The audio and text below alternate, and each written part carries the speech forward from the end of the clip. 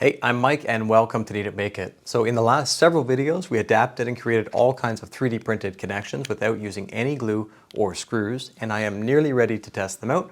But before we do, we need to get one more connection that does use fasteners. And I would like it to be the absolute best connection with fasteners that's possible. So in this video, we're going to combine the strengths of a screwed connection with the strengths of one of the best traditional woodworking connections to hopefully come up with the strongest connection of all. So stick around.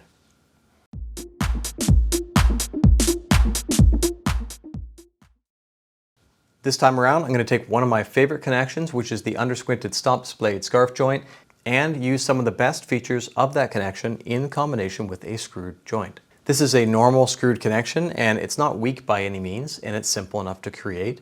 And I've also radiused as many of the corners as I can to spread the load a little bit better. So what exactly is missing on this connection then? Well, in this connection, we have been able to pull these two faces together, and that is it. What we actually need is to be able to pull the entire connection tight. So for that, we need to use some more traditional techniques. This undersquinted connection has some concepts that we can borrow. We have the scarf, which is used in wood, but it's also used in blacksmithing. It's also used in clothing. The scarf extends the parts into each other. It also provides a large contact area, and it also lends itself to using fasteners pretty well. But it is missing something, and that is how to make a secure connection that pulls the surfaces tight. So what we can do is use another feature as well, and that is the part that we call the undercut. We'll use these features in combination with a method of fastening to pull the joint tight, in the hopes that this will be stronger than anything I've created so far. So let's go through this and create a basic connection first.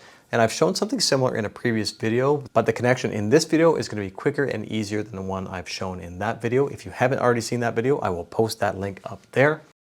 Over in Fusion, we are going to go ahead and just create a simple part to start with. To begin with, just 150 millimeters long by 25 millimeters tall. We need to draw a line back at an angle, another line coming down, and then the third line will match and be parallel to the first line. So the first line should be somewhere around 30 degrees, but all of these angles are variable. You can change them to whatever you want. This line will be centered on this midpoint. And now we have this, which can be adjusted. I like to use 8 degrees here and 30 millimeters here. And now this is completely constrained. So we have some issues with this. We have a problem here where we have extremely sharp point. We want to remove that point, and we can do that by drawing these vertical lines. And I'm going to space them off by 3 millimeters each. Fillet the inside corners. I'm just going to use 1 millimeter. Fillet these corners as well, and I'm going to use 2 millimeters. So everything should still be constrained. So we have this basic shape. Now what we can do, and this is really simple, is extrude. And this could be a frame, this could be any part you can think of. It doesn't really matter. And I'm going to extrude it by 20 millimeters. I'm going to turn that off and turn my sketch back on. So now we can head over to the Surface tab. And if you're not familiar with using surfaces, there are some pretty cool features in here as well. Very similar to solid, except for the parts you're creating are not actually solids. So here we can use the extrude command, and we're going to extrude 25 millimeters, symmetrical, all-wheel drive. And that is what we are left with. I'm going to go back to my sketch. I'm just going to draw in a few extra lines. These will be used for reference for later on. And we just want to bring these lines up above. I'm just using 10 millimeters. It just needs to be up above by between 6 and maybe 10 millimeters, somewhere around that range. And I'm going to set the distance by, again, 10 millimeters. Same over here, 10 millimeters. And this will be, I'm going to go with 11 degrees. What we want to do is have this line that comes up here that we'll reference later on, bisecting this angle here. So we want to have it basically in the center. Now we can go back to the solid tab and we can construct a plane along path. I'm going to set it to 1. Now we can go to split body. We're going to split this body using this tool. We end up with this shape. All I've done is created a point at the exact center location of these two sketches. I can then create a hole and we'll have the features that we're looking for. We'll do the exact same thing again. All we need to do now is do the exact same thing in the lower section. Now you might notice I have two holes coming in from one side, and that's because I'm treating these two, or at least this one, as an exposed face, and I don't want any fasteners exposed on there. But this could easily be done to be symmetrical, one hole on this side, one hole on the other side. And I'm going to be adjusting the overall length now to 250 millimeters because this connection is going to be used in the next video to test out. So this connection is just fine. It's just that there's not really much that is special about this connection. The screws hopefully will pull this joint tight, and I think we can do a little bit better than that. Actually, I think we can do quite a bit better than that. So let's move on to the more advanced version of this same method. So we can start with the exact same connection. We can pull back. We're going to keep all the screw holes. We're going to keep all those planes. So what we're going to need is to create sketches at 2.5 millimeter intervals. And now all we need to do is take this sketch that we set up in the first place, and we can copy it. We're going to paste it here. And then we can modify these dimensions a little bit. So this is where we're going to see the variation, and you can play around with this as you like to, but what I was doing was setting these to 28, setting this to 6 millimeters, and this is 35 millimeters. And you can see the first sketch compared to the second sketch, and actually we want to do one more thing, and that is to change this angle to 5 degrees. So there we have the variation from one sketch to the other. So every other sketch needs to change to this, except for the two outermost ones need to be exactly identical. And this took a few minutes to create, and probably this could have been done a little bit easier without actually copying the outside of the part, but this is just the way that I decided to do it. And then we end up with these profiles, and you can see that the two outside profiles are the same, and then it changes back, and so on. And now we can go back over to the Surfaces tab, and we can select Loft. And we want to make sure we have Chain Selection turned on, and we want to make sure that we have Tangent Edges turned on as well. And you can see we end up with this very unique shape that should be very strong and help to pull the joint together as well. Lots of different curves here. I think this is going to be excellent for 3D printing. And all we need to do is redo the splitting with the new tool that we've just created. And we can go ahead and add the holes back as well. And then we will have this very unique connection. And you can add as many sketches or as few sketches as you like and come up with an even more unique shape that I've come up with here. I spoke briefly about the two sketches on the outside needing to be pretty similar or exactly the same, and this is the reason why. So on this side, I have altered the sketch so that it goes in and out just like the other ones do. And you can see what it does as it goes to the outside. It's coming right back up and leaving us with this extremely sharp angle. And that is not going to print very well. So instead, we end up with this swooping shape, which dies in closer to 90 degrees to the outside face, which is going to be far better for 3D printing. Now, the really cool thing about this method is that you can take it to the extreme and create something that looks like this as well. What I like about this method is that it does not affect any of the original part. You can go ahead and create your original component as you like to and distribute these pieces however you want throughout your part and slice them at the very end. So we can even take an entire frame and place these around as we need them, and then we can split that frame at the very end of the project rather than having to plan for it in advance. It's a handy tool to allow us to create these really unique connections as well that would be hard to produce in any other way. So let's go ahead and get these samples printed.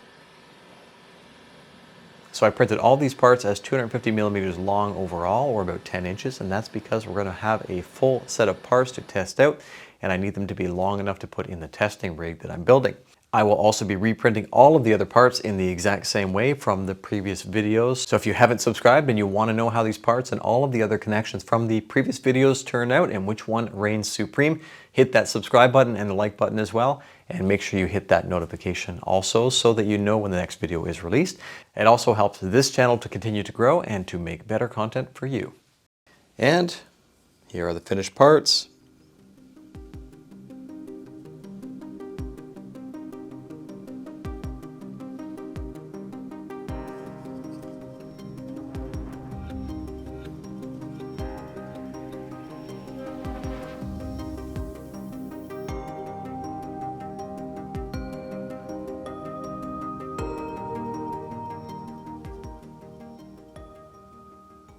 Now we need to get some heat set inserts into here. I'm going to be using 6mm heat set inserts, and it's going to be a little bit difficult. And that's because I don't have great access in here.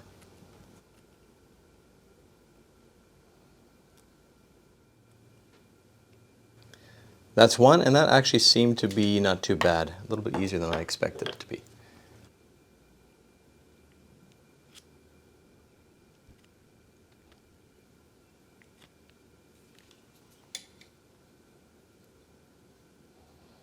And just checking the alignment, it looks not too bad. I think that's going to work fine. So I tried for the first time using a textured PEI build plate on the Bambu X1C, and I'm now regretting it because they warn you that the pressure advanced settings and the calibration sequence may not work correctly. And that was the case on this part and the other gray part as well. The red part seems to be pretty good. So the fit isn't quite as precise as what I would normally get. What I'm going to do is just use a clamp, pull the joint together tight, but normally I would just rely on the screws to pull the connection really, really tight.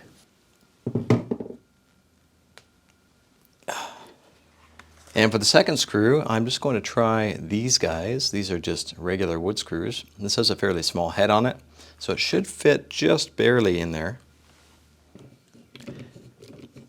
Well, it certainly came together. That was a bit more difficult than I expected. I should have allowed a bit more clearance here. But other than that, hey, it's not too bad, and it's pretty strong.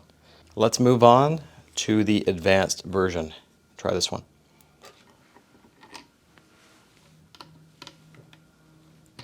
That's one screw, and I managed to find these little guys as well. And the screw head size is perfect, and they're also a hex drive. We'll put that in the other hole.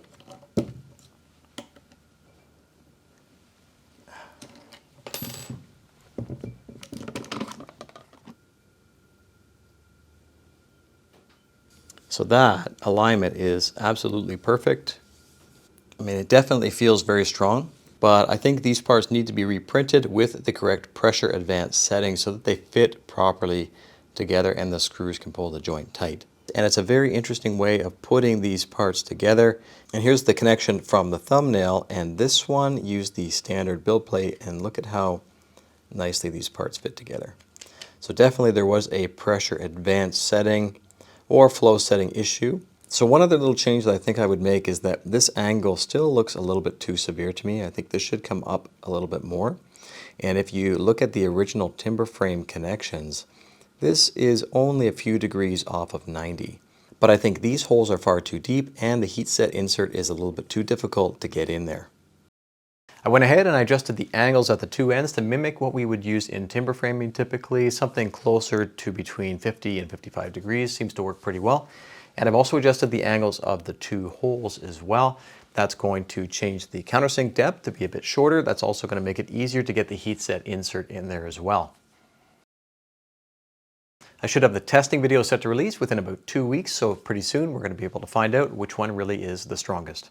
And if you would like to download and experiment with these connections yourself, I will have a link down there in the description below. I want to say thanks to each of my patrons for helping to support this channel and making these videos possible. And if you would like to support this channel as well, there is a link down there below.